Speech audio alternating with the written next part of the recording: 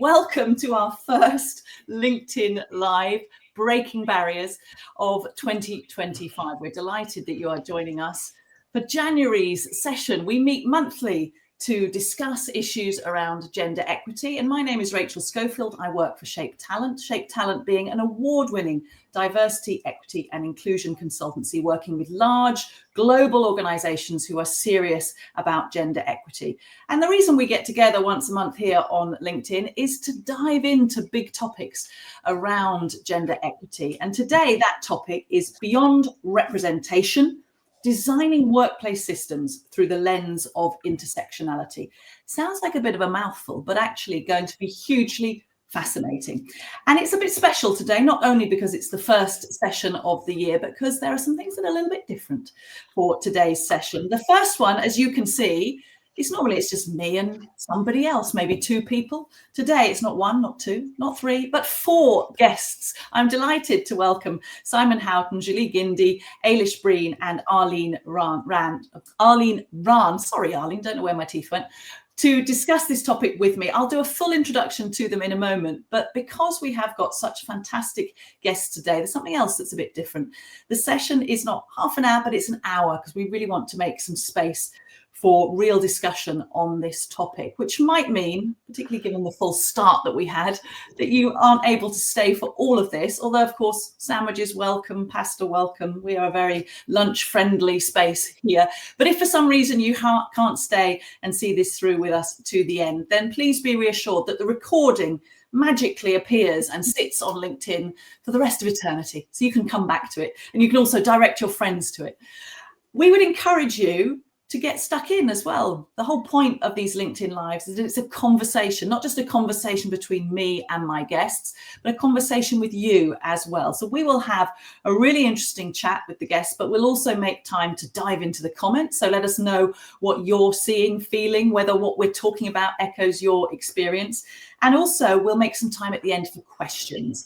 So do use the chat box to put questions into the chat. If we run out of time and we're not able to get to all the questions, just to reassure you, we will come to them all afterwards. We'll give written answers if we don't get to your particular question in the actual live session.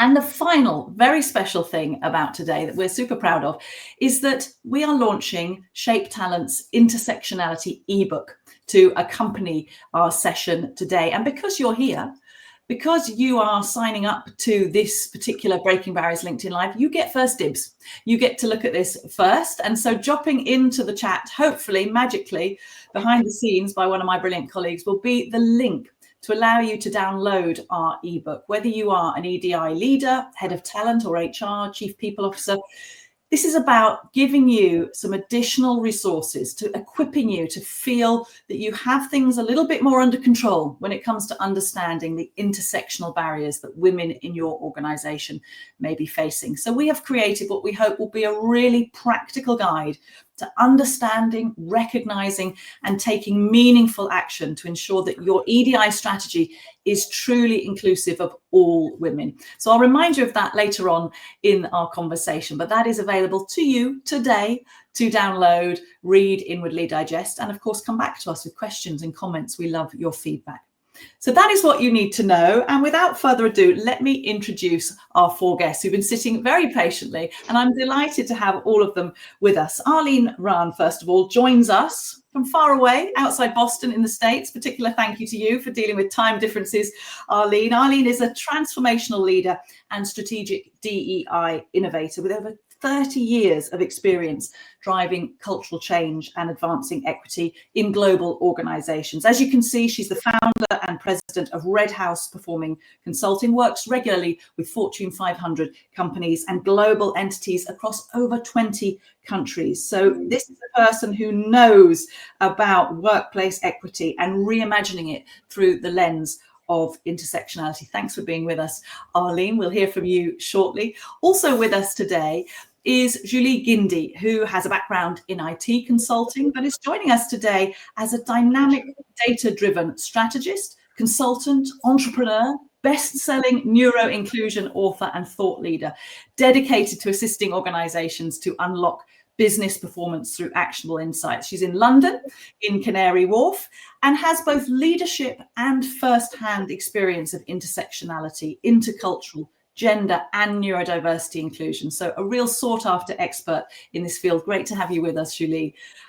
Then, flying the flag for other intersectionalities. Thank you, Simon Houghton, for being with us. Simon has a background in psychology. He's a behavioral change consultant specializing in psychological safety in high-performing teams, but also an award-winning social entrepreneur, primarily in disability awareness, as someone who is himself deaf. Simon most recently launched Unseen Aware, a campaign which aims to create more inclusive organisation when it comes to customers and colleagues who have hidden disabilities. And you may well have seen Simon's work back during COVID around deaf awareness and the problems caused to people with hearing impairments by the dreaded masks. Really great to have you with us, Simon. And last but definitely not least is our very own Ailish Breen. Welcome, Ailish, from Shape Talent, one of my colleagues. Ailish is a coach, a facilitator, and an EDI consultant with expertise in building cultures of allyship and intersectional inclusion. Ailish's career has included working as a policy advisor to the Minister for Women and Equalities, as well as in the Equality and Human Rights Commission. And they've worked in numerous roles in the third sector, including as a lead for inclusion at Europe's largest conservation charity. So really great to have such rich and varied perspectives today. Thank you for joining us. And I want to just say something before we dive in. And I know we've had a bit of a long introduction there, but I want really to set everybody up and show the expertise and the perspectives. I'm a little bit nervous, I have to say, tackling this topic. We want to talk about intersectionality as a really strategic approach to designing our workplaces and our products and our services, getting beyond that idea of we need an X kind of person, we need a representative, a kind of token person, and think much more about the system as a whole, so that we can really give people the power, not just the role, to bring about change. And I say I'm a little bit nervous because this is a space that I don't know a whole lot about. And I think it's a space that sometimes scares people. Will they get it wrong? Will they say the wrong thing? So I just want to put that out there, because I know I'm in a very safe and encouraging space, but we want to acknowledge that people think differently in this space. We'll probably in the panel today come across differing views and ideas, and that's really welcome. And similarly in the chat, please get involved. We want to hear everybody's perspectives, and we hope we'll offer you a range of perspectives today.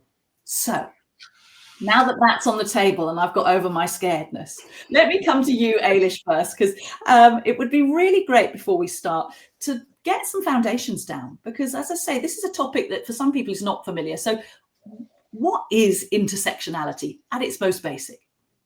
Thanks, Rachel. Thanks for teeing us up. So intersectionality has been understood in a variety of ways over the years. And as you said, there's probably a variety of understandings, on this call, on this LinkedIn Live. But really, it's a word for something that we all already understand on some level, which is that we're all made up of so many different facets of experience, and the world doesn't treat everybody the same. That's it at its most basic level. Intersectionality is a lens that we can look through to understand how interconnected systems of power that exist in the world, such as sexism, white supremacy, ableism, other types of power, shape individual experiences. So as a concept, intersectionality, it very much has its roots in Black feminism, though others have built on it since. And it was famously coined by the American legal race scholar Kimberly Crenshaw in the 1980s. But it kind of hit the mainstream later on, like 2015, 2017.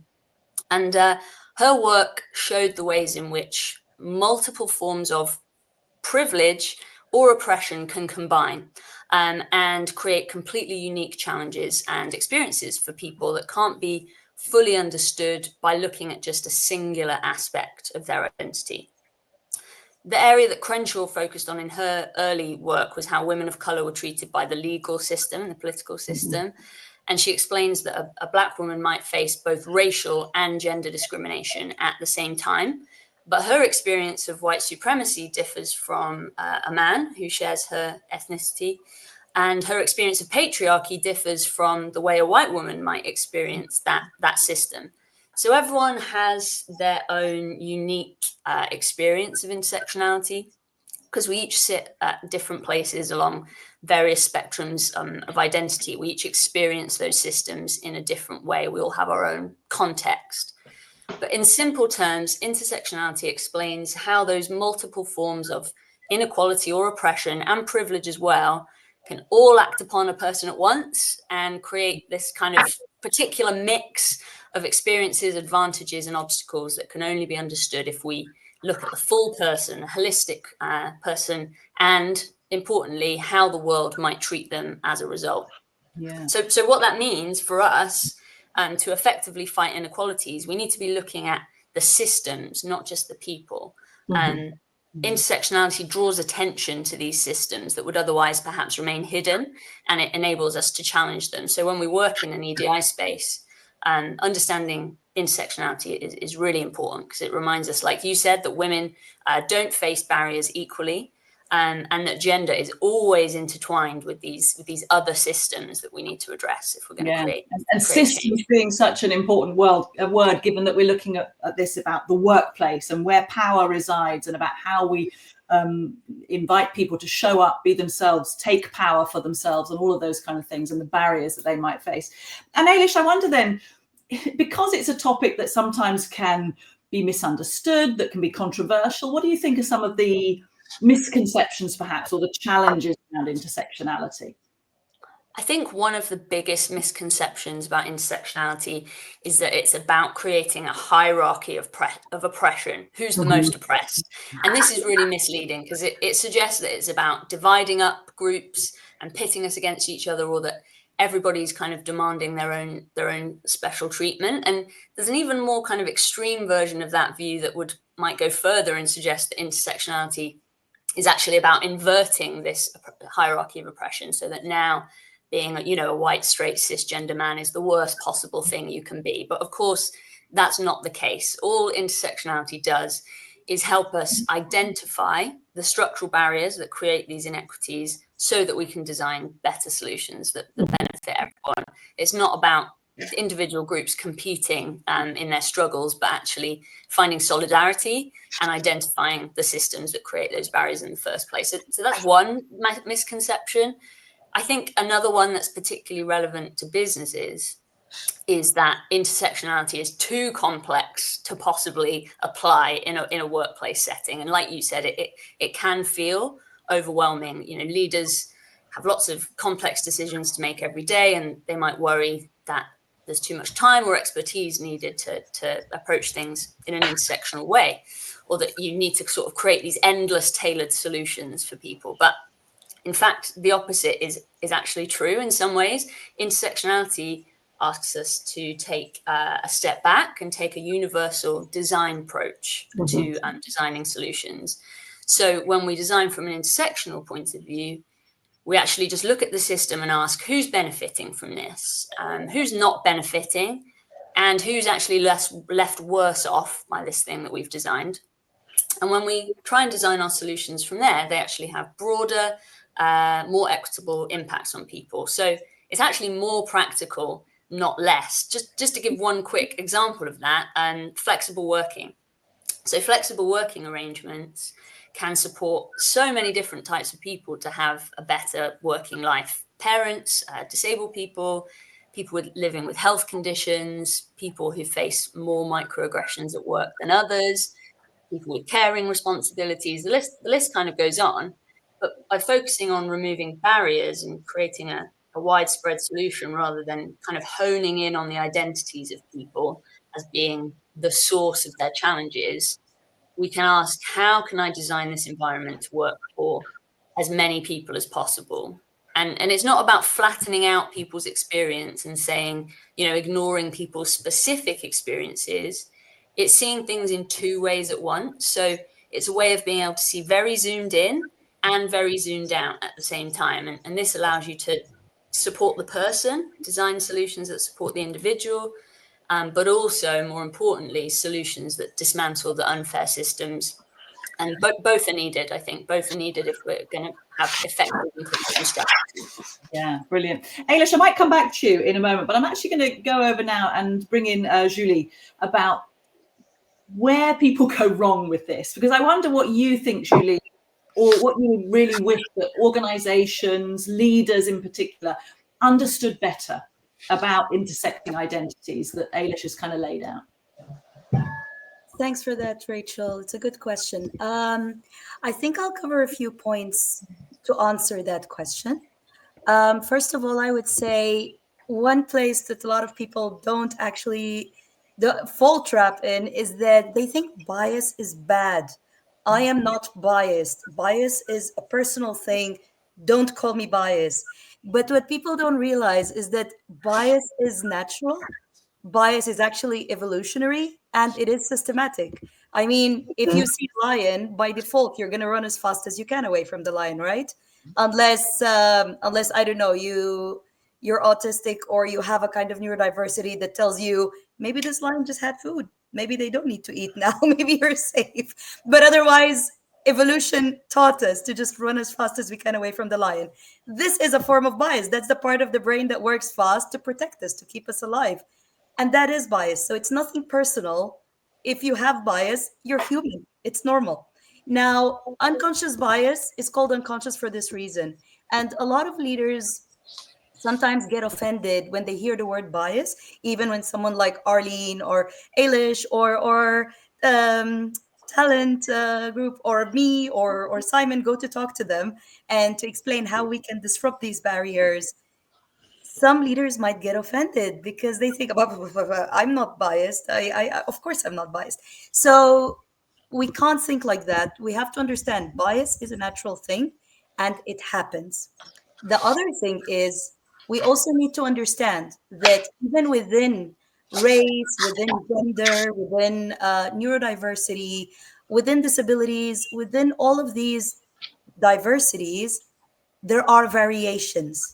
So, for example, someone might have a hidden disability, which puts them in a harder situation to identify colors or to spell words or to read as fluently as someone else.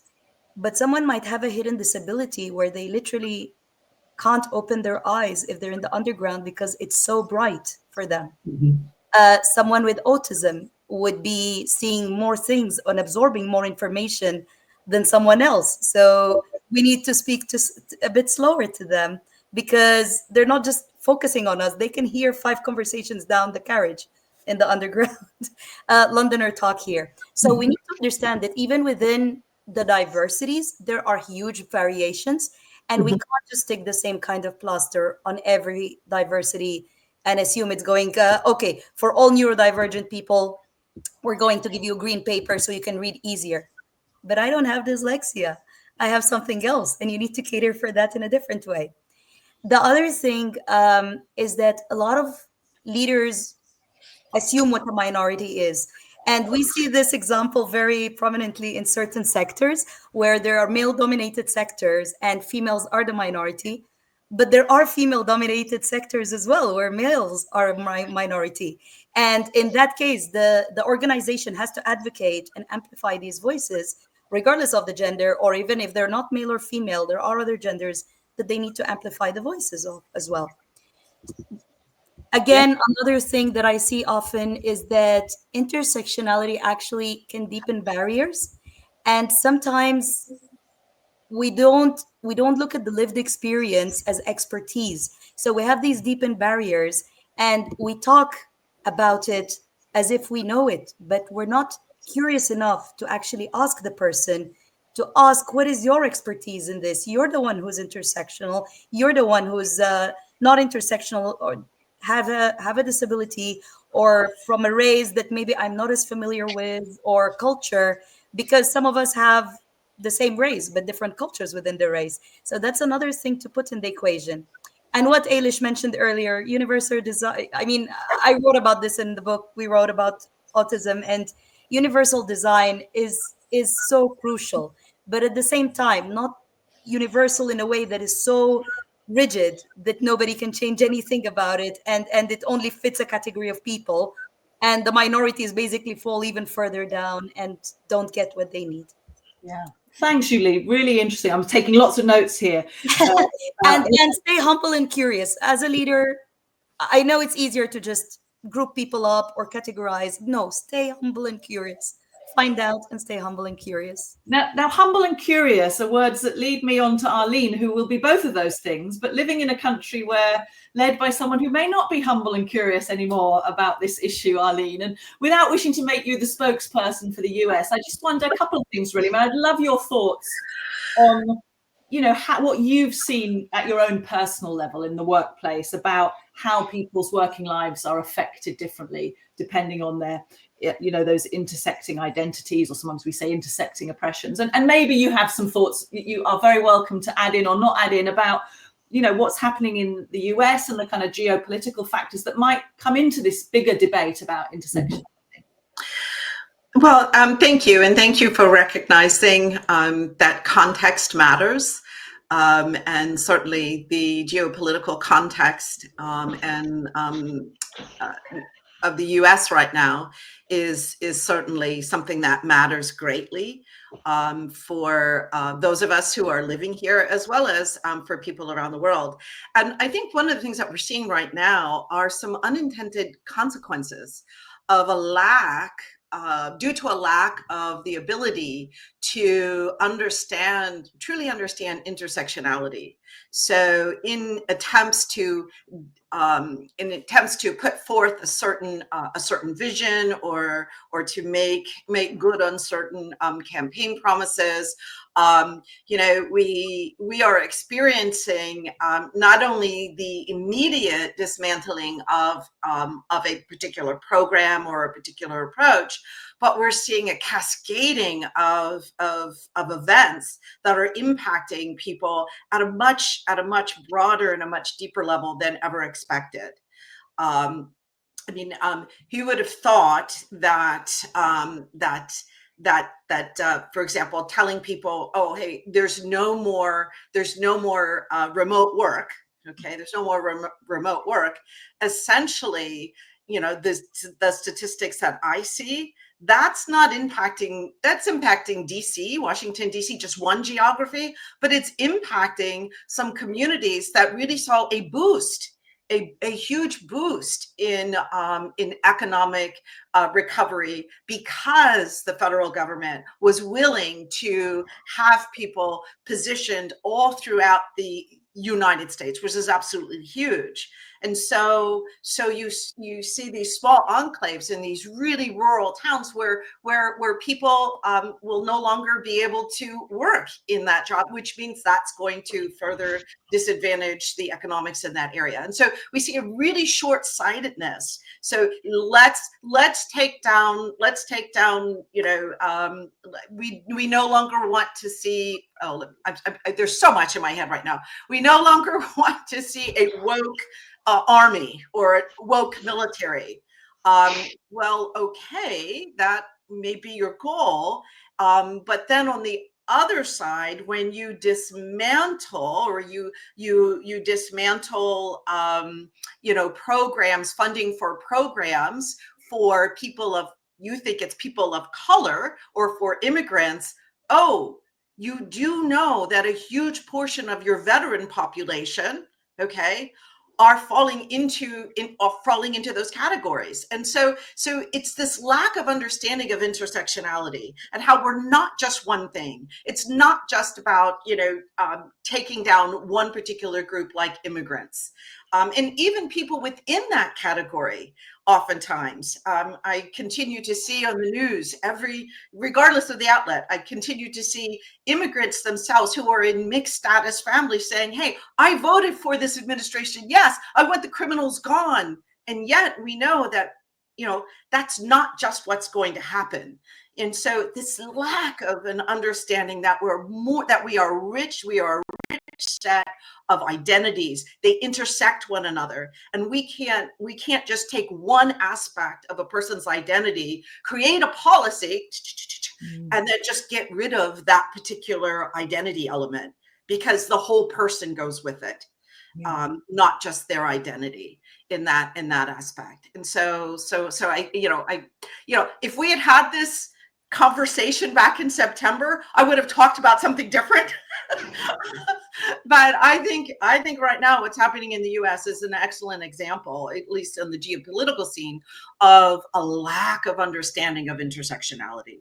We're not just one thing, and a lack of understanding of how systemic some of these challenges are, and they need to be addressed in a systemic way, not on a piecemeal basis. Yeah, thanks, Arlene. Simon, let me turn to you now and lean on your expertise, which is obviously, as we discussed, particularly around hidden disabilities. And I wonder, regarding the workplace, you've campaigned very much on practical ways that people need support. So what changes would you like to see in the workplace to better include and recognize people with intersecting identities and specifically hidden disabilities? That's interesting. And also I'd like to say that, I feel quite privileged to be here. I look at the intersectionality, and my knowledge of that is relatively limited. And I'm a white male. Okay, I have a hearing loss as well, but I feel that I come from a place of privilege. So it's been really interesting hearing everyone's views so far. In terms of what we want in organisations, at the heart of it, I think, and this cuts across not just hidden disabilities, but anything. Why does people have a business or an organisation? It's to produce work. It's productivity of the workforce. And surely everyone should be looking to say, how can we maximise the productivity and the enjoyment that our workforce do on a day-to-day basis? So for me, and I know you've alluded to it with regards to my background, but psychological safety is, I think, foundational, that people should be able to say when they're struggling, say when they've got a challenge, say when they've got an idea that's slightly different from everyone else. And where that comes from, I think Arlene mentioned it in terms of experience. Lived experience is critical. So if you haven't got it, you need to listen. So I talk a lot about, with regards to going specifically to the hidden disabilities, looking at the awareness or trying to increase awareness of hidden disabilities. I'll give you an example, fibromyalgia, or in fact, no, I'll give another one, Ehlers-Danlos syndrome, EDS, where it's a connective tissue between essentially the joints. So someone with EDS will have dislocations on a very, very frequent basis. If I had EDS right now, my elbow might have just popped out of joint. But I'm having to carry on, and I'm having to put on a brave face, and people don't realize just what I'm having to deal with in order to show up every day. If the organization, the staff and the teams understood some of those challenges, and it was safe for me to tell people that I had EDS, then people would start to look at strategies on a practical level and within a team and a departmental level that enabled that person with a hidden disability to be their best and to deliver their best. And I think what we're finding is that psychological safety, a lot of organizations talk about how inclusive we are, how psychologically safe we are. And I have this one thing, that if an organization has a town hall, and you have everybody in the room and the CEO stands up there, I would love them to say, please put your hand up if you have a hidden disability. And we know about 20% of the population has a disability, and out of that, 80% of those have a hidden disability. So if you have 100 people, you'd expect to see maybe 18 people put their hand up and say, yes, I've got a hidden disability. How many people would be brave enough to say that? And I think that's an indication of just how psychologically safe that organization is. And the final thing talks about representation. So if the CEO says, anyone who's got a hidden disability, please put your hand up, and it was psychologically safe, and that person had, as Julie said, dyslexia or is deaf or and they put their hand up, then you're going to create a dynamic within an organization which is on its way to being psychologically safe, because people can look up to that person and go, wow, I'm not alone, and they're brave enough to talk about it. Yeah. So I don't know if I've answered the question, but those are my initial thoughts. Yeah, and actually, I'm just going to stay with you for a moment, Simon, because your wider point about a change in culture, whether that's psychological safety or indeed then policies and procedures that change, speak to me and remind me of the element of this discussion, which is about the benefits for other people of addressing intersectionality and individual needs, that there's a knock-on, that there are kind of benefits for people in the workplace as a whole, whether that is psychological safety or, you know, accommodations that are made for, yes, it looks like on the face of it one group of people, oh, you know, why are we going to all this trouble? But actually, the more research is looked at, it's about there are wider benefits in the workplace for many people by addressing intersectionality. Yeah, I totally agree. I mean, you talked about working from home or remote working. You know, some people have to travel 3 hours to get to work. You know, how effective are they going to be if they have to do that every single day? So, so can you? I didn't quite catch was there a question specifically out of that? Yeah, I was just interested in any perhaps examples that you have around how being mindful of the needs of individuals who have particular challenges actually generally has a knock-on effect and many other benefits more widely in the workplace. Very simple one from my experience. I worked for a Big Four management consultancy early in my career, and I was thrown off a project because I misheard an action. Okay. Easiest way to have dealt with that was to write minutes, clear actions associated to specific individuals, whether they're deaf, whether they, you know, whatever that person. So there was about 25 people in that room, and that would be a level playing field for everybody if they said, and these are the actions that have been created, and that wasn't done. Maybe it's done a bit more in certain organizations, but at the time it wasn't. And so I wrote down what I thought was my action. Turns out, according to the program director and the consultant company, that it wasn't. So that would just be one very simple example. The other one, which is a little bit contentious because there are hidden disabilities which this will not support or not help necessarily, but there are ways around it, is around video calls. Now, you know, they say when you say something, what you actually say, I think, is like 7%. The words are 7%. The 93% is made up of your body language, the tone, the way that you say those things. If I, as a deaf person, I have to lip read, then watching the person speak on video really helps me, but it also helps everyone else because you could be saying it in a very bored manner, or you could be leaning forward and really enthusiastic about it. And if the camera's been taken off, then that could allude to enriching the conversation, and you can't see what's going on. So that would be another example. I don't know whether those two examples are kind of useful, and whether anyone else has got any other ones that they can talk about. Yeah, Arlene, come on in. Oh, you're on mute. So I'm going to do an add-on. Thank you so much, Simon, for all that you contributed, because, you know, I've been doing this work long enough to remember, you know, 25, 30 years ago, talking with people of color who had either a visible disability or an invisible disability, and they say, no, I already have one or two things going against me. I don't want another. And honestly, when I first came into the workforce back in the 80s, we used to use phrases like, oh, I'm a one, I'm a twofer, I was a twofer or a threefer. You know, you could check how many boxes on the EEO, you know, categorization or the affirmative action categorization that you fulfilled. And the general rule was that, especially as a Black person, a Black female, 2 was enough. 2 was enough.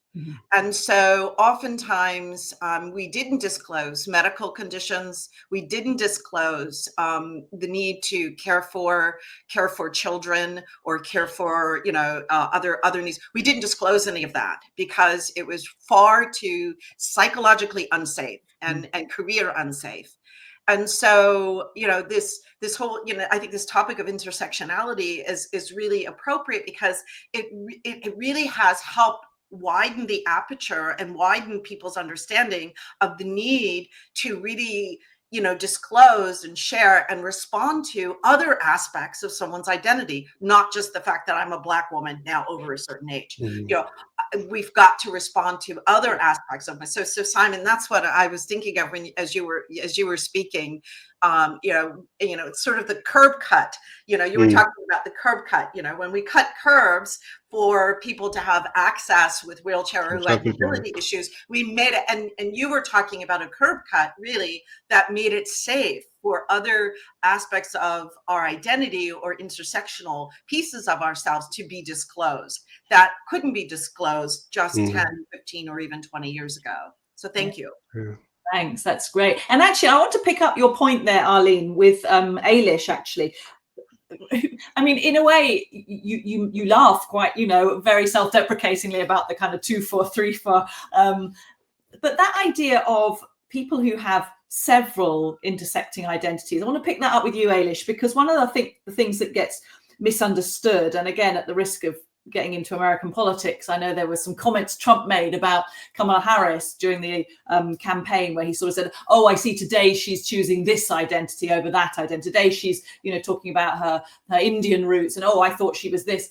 I know that one of the things that you've talked with me about is the idea that leaders and people in the workplace need to realize that people can't necessarily separate out all these identities. It's not like you say, "Oh, I'm today, I'm the," they are all of these things. And you can't say to people, "Well, what are you mostly?" I wonder if you'd like to say a bit more about that, Ailish.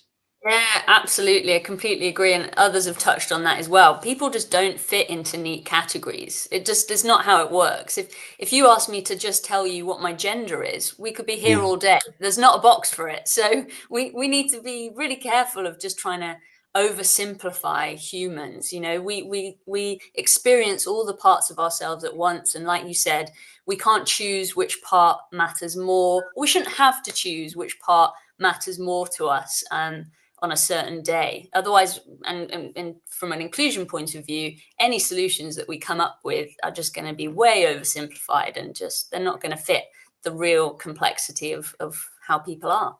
Yeah.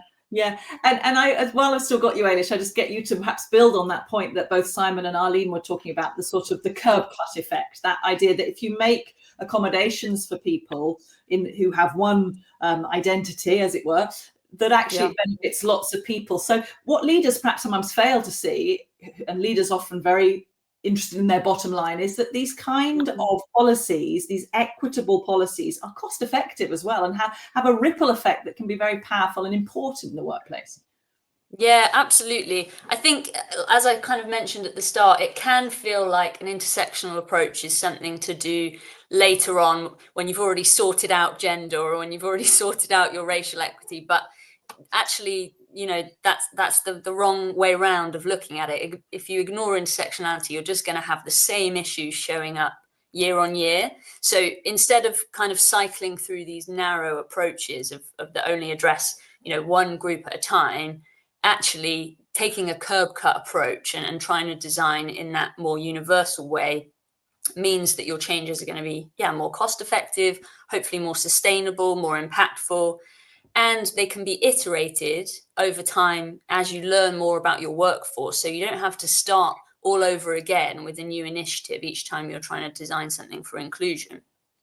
I think it's also important to say that in that iteration, there will be some failure. If we're trying to design spaces and workplaces that work for absolutely everyone and everyone's needs all of the time, we will likely fail at that sometimes, because that's a near on impossible task. But because it's extremely difficult, that shouldn't stop us from trying. We need to kind of reframe that failure into more of an iterative process, and say that it's about transforming our workplaces so that they work for far, far more people than they currently do, and that's okay. Yeah, and back to the listening piece there that I think Julie talked about earlier, that unless we ask people and listen to what people need and hear their lived experiences, we can't iterate successfully, and that's all part of it. Yeah, thanks, Ailish. Thanks for coming back to that. I just wanted to check in on a couple of those things. So what I'd love to do now is just kind of open up the debate a little bit to all of you to think about perhaps offering any, and I don't want to sort of put people on the spot where they have to talk from a personal perspective, but where you're that's comfortable and you want to share your own experiences, I think that can be really valuable. So whether you have any particular experiences, or you've witnessed particular barriers as a result of intersecting identities, oppressions, or indeed if you'd rather go future focused, what kind of strategies or resources have been most helpful to you or others in overcoming intersectional barriers. So take it where you like, if that's okay, to kind of either share perhaps an experience from your own life in the workplace, or whether you'd rather focus on things that you know work really well that you'd like to see more of. I wonder, Julie, whether I can come to you first of all.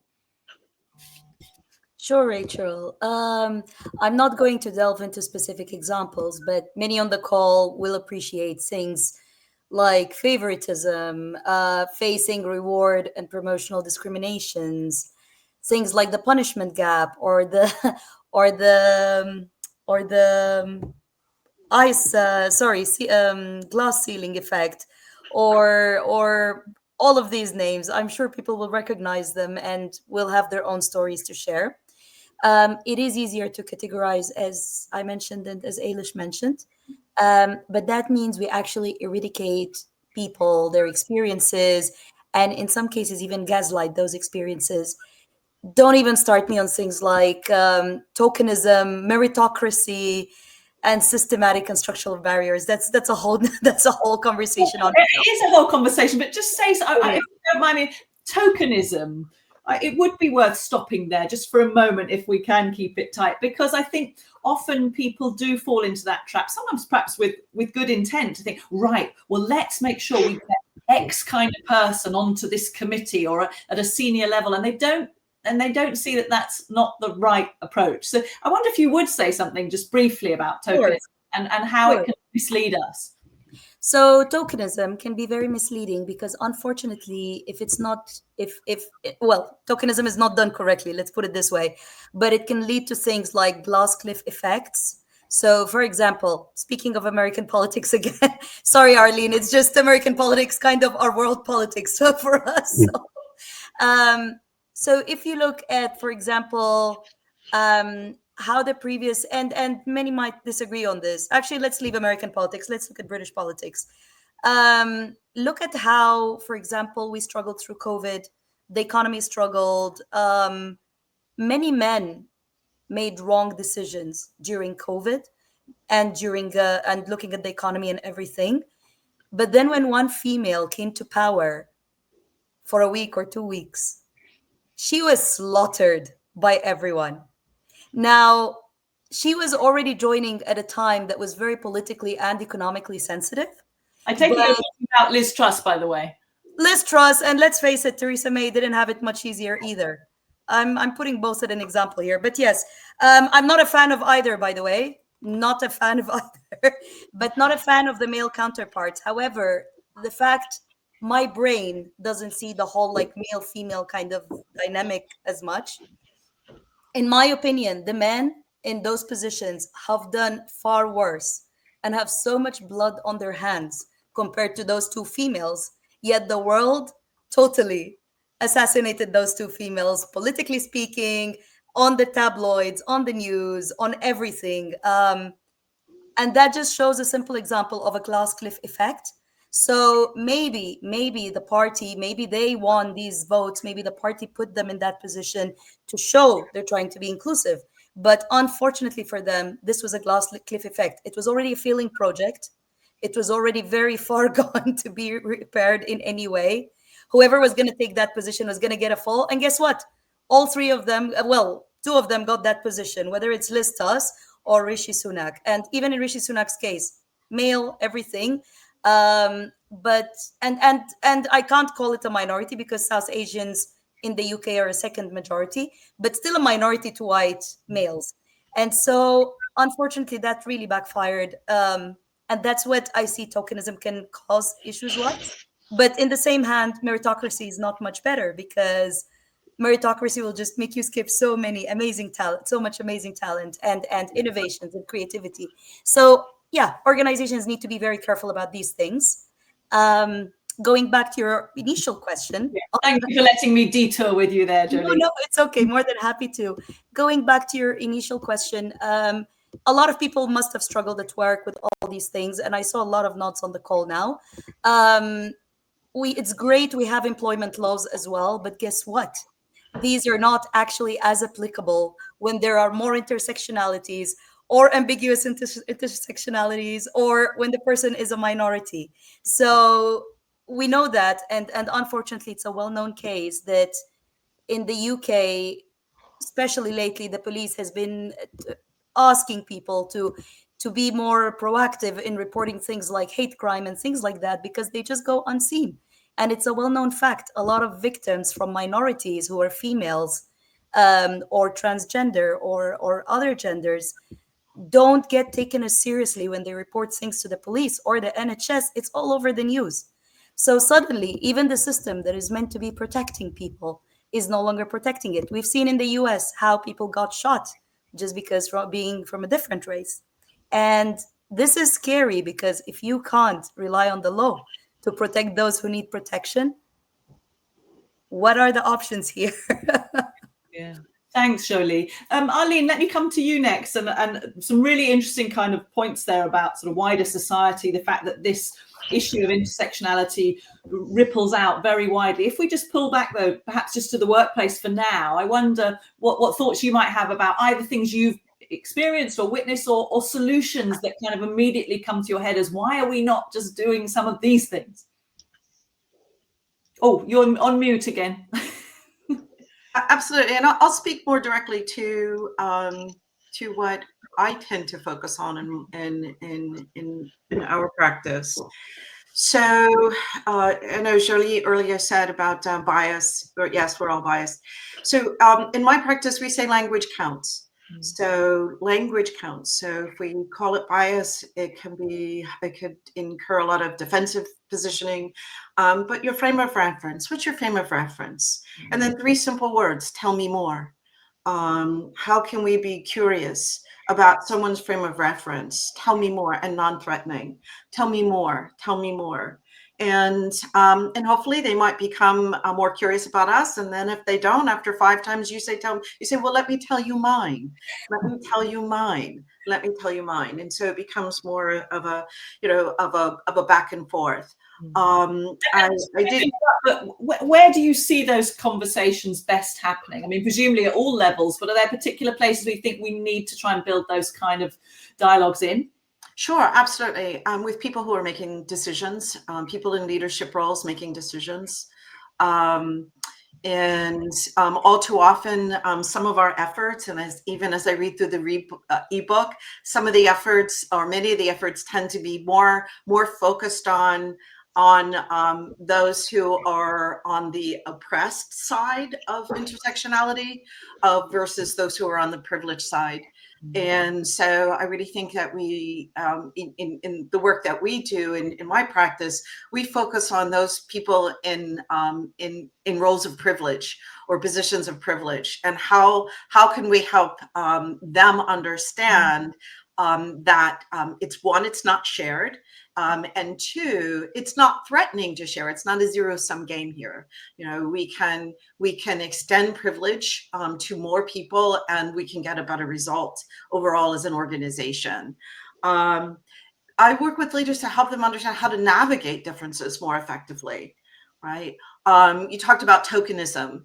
There's a professor at Harvard Business School over 20 years ago.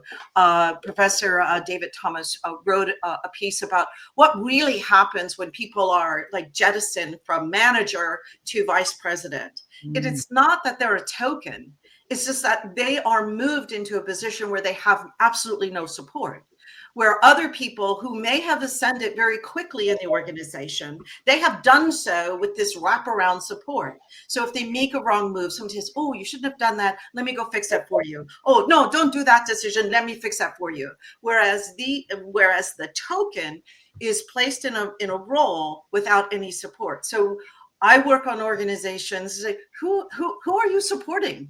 And if your support ecosystem does not include people who are not like you, you're doing it wrong. You're absolutely doing it wrong. And so I tend to focus more on those types of solutions. Curb cuts are great, when you can find them, because they can oftentimes result in really splashy numbers. but I prefer the solutions that really attack, some of the thinking and the hearts of people who may want to do better but just don't know how, as well as for those knuckleheads who would choose not to but need to anyway. Yeah. Thanks, Arlene. Simon, let me come to you. And I know you were very honest at the beginning of this conversation and said, that your perspective, your frame of reference is as a deaf man, and that you notice, you note that you also feel you have that privilege, that you don't necessarily have so much of that intersectional identity. But let me invite your thoughts on this from whatever frame of reference works for you and what feels valuable. Sure. Well, I was just thinking about talk about barriers, and something that I'm very passionate about with regards to, because awareness is great, right? It's great to tell people about things, but action and behavior change is more important, because then if that's embedded and sustained, then you're going to create change in an organization much more effectively than just having a presentation. A deaf guy comes in and presents about deafness. So one of the biggest issues from a disability is disclosure rate. So by that is, do you disclose when you apply for a job that you have a disability? There are certain, I think it's a disability confident, I'm not entirely sure, so this is secondhand information, but somebody disclosed they had a disability and they were automatically given an interview, but they didn't turn up for that interview. So this is in the NHS. But the challenge is telling people that you have a disability, because, and I think the statistics suggest it was 3 out of 4 people won't admit they have a disability when they apply for a job. So 1 in 4 will say, oh, by the way, I have a disability. Obviously, if it's a physical disability that you can see, kind of got no choice. But if you've got something that's like autism or deafness or what have you, you have a choice to disclose it or not. And the reason people don't disclose, or the reason there's a high level of high number of people who don't disclose, is because they're concerned that they'll be judged. They'll be said, oh, well, you're deaf, therefore you won't be able to do this, or you've got autism, so you won't be able to do that. And that's the problem. So these people are either coming into the job and they've set themselves, expectations are different because they haven't said they have a disability, and yet when they get into the job, they struggle because of their disability in the environment they're in.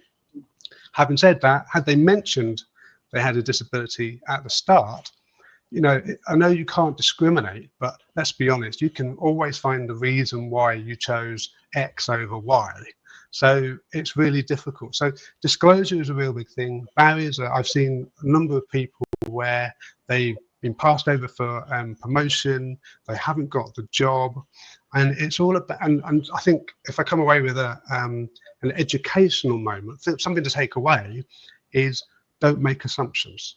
If people can just not make assumptions, and that's intersectional, that's across the board. Don't assume just because of the person with the colour of their skin or a disability that they may or may not have. Doesn't mean to say they can't do the job. I could be talking about this in the workplace. So I think that's what I would encourage people to do, is to don't make assumptions and seek out the truth for yourself. Yeah, thank you, Simon. And we're back to that idea of, even with particular identities, there's no point trying to put people in a box, because within a particular identity there's so much nuance and nobody is the same. So everybody has to be seen as an individual. Thank you, Simon. I'm going to now, because we've just got a few moments left, and I know that the tech problems mean we haven't been able to see questions. Please, if you have questions, if you're watching the replay of this, drop them into the chat. We will all be revisiting these. Do reach out to Simon, to Julie, to Arlene, to Ailish. Connect with us on LinkedIn, drop us questions. We would be delighted to continue this conversation. But just as we spend the last kind of 5 minutes or so wrapping up, I'm going to turn to you, Ailish. I mentioned at the beginning that we have our intersectionality ebook. The link to download that is going into the chat. So please take that opportunity. Let us know what you think. Let us know how it lands.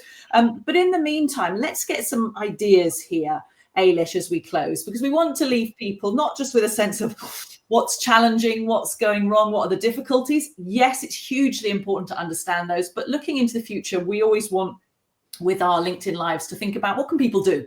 What are the practical steps? What are the recommendations for organizations? So I know you've given some real thought to kind of about 5, I think, key recommendations. I'd love you just to spend a few moments walking us through those, if you would, Ailish. Thanks. Yeah, sure thing. And I'll try and keep them snappy and make it clear that these are practical things that people can start doing now. So the first one kind of builds on a theme that we've talked about today that I think everyone has mentioned, which is about curiosity. I love that word that it got brought up. I think Jolie said it and Arlene said it. The first thing that organizations need to do is to collect and analyze intersectional data about their people. This will help you understand how overlapping identities are shaping people's experiences in your company. Historically, a lack of an evidence base for the most marginalized has meant that people don't receive the support that they need. So don't let this be the case in your organization. Think creatively when it comes to when you have small sample sizes and small numbers. You could try combining multiple years worth of data. You could try looking externally for existing data sets. But most importantly, make sure you're using qualitative data as well. So basically just talk to people and ask them how they're experiencing your organization, whether that's your ERGs or focus groups. Find out what people's lived experience is and make sure that this is seen as a valid form of evidence as well to supplement your other data. That's really important. And something that Simon's mentioned as well on the topic of data that's really important is that psychological safety is crucial. So people might not immediately feel safe to disclose information about themselves, but that is something that you can work on, and it might take time. But, be reflective, ask yourselves, what can we do to make people feel more safe to disclose kind of intersectional data points? So first one is collect that intersectional data. The second recommendation would be to prioritize the most persistent inequities. So basically, you don't have to fix everything all at once. Set objectives that address your most pressing or persistent intersectional inequalities and start there. And that can align with your business goals. So if you've got some goals around retention or talent, start there. But don't focus on the low-hanging fruit. Don't focus on the easy stuff first. Start with the hardest stuff, because when you design your policies from the margins, then you're going to see better impacts. I see a thumbs from Arlene on that. Prioritize. Yeah, absolutely. Third recommendation would be, it's on this topic of iteration, right? So conduct intersectional impact assessments. When you do introduce new policies, make sure that you're reviewing what you've done, finding out if it's worked. So asking questions like, okay, who is benefiting from this? Who have we left out? And have we seen any unintended consequences for different groups? So that you're able to iterate, able to identify anything you've missed, and then refine over time. So it's just about improving over time. I think the fourth recommendation, and this is something Jolie has touched on, is make sure that you're building a culture of belonging alongside the work that you're doing to design these inclusive policies for people. There's these ways that we've talked about that intersectionality can be misconstrued as this hierarchy of oppression, and people can misunderstand what you're trying to do. And we've also touched on the fact that a culture that's unready for people to be in leadership positions or, people to be front and center, your initiatives will fail. So you need to do that culture change piece alongside other work. And then the fifth recommendation would be around solidarity. So finding ways to foster collaboration across your employee resource groups, if you have those, empowering them to work together, whether that's with give them budgets, or whether that's with kind of like cross-functional ways that they can communicate, whether that be like a council that oversees all of them or they meet regularly. Find ways to help them work together, because they will be facing the same challenges, not for the same reasons, but they'll be facing the same barriers in the same processes in your organization. And when you combine the voices of those ERGs, you can amplify those issues so they actually get seen and taken seriously, and you can begin to make changes. So that was 5, I think. Data, Fantastic. data, prioritize persistent inequities, conduct your impact assessments, do the culture change piece, and foster cross-ERG collaboration. Brilliant. Thank you. Don't say we don't give you the tips of where to start. And I could see lots of nods from everyone else. And of course, you have in front of you 4 experts. So my thanks to Simon Houghton, to Jolie Gindi, to Arlene Rahn, and to Ailish Breen for their insights, for their time today. Thank you all. And please, as I say, you have here such a wealth of experience and insight, people who would be very willing to support you and help you think about how you implement this in your organization. Connect with them, connect with us at Shape Talent. This is something we are really interested in. Download our ebook. And just time, as I say goodbye, to remind you that next month's Breaking Barriers LinkedIn Live, as we creep towards International Women's Day, it's actually, our LinkedIn Live is on the 26th of February. It's a Wednesday. Get it in your diary. 10 o'clock is our LinkedIn Live. The reason I want to make a big deal of it is look who our guest is. It is the author, the brilliant Marianne Seacart, the author of The Authority Gap. This has just come off my bookshelf. It is a very good book. Buy it now, and then you'll have all the great questions that you want to ask Marianne when you join us for our February LinkedIn Live, Breaking Barriers, 26th of February, 10 o'clock. Alongside her will be our CEO and founder at Shape Talent, Sharon Peake. So please put that in your diary, join us, and let's continue this conversation about how we break down the barriers to make our workplaces more equitable for all. Thank you so much, everybody. Bye-bye. See you next time. Thank you.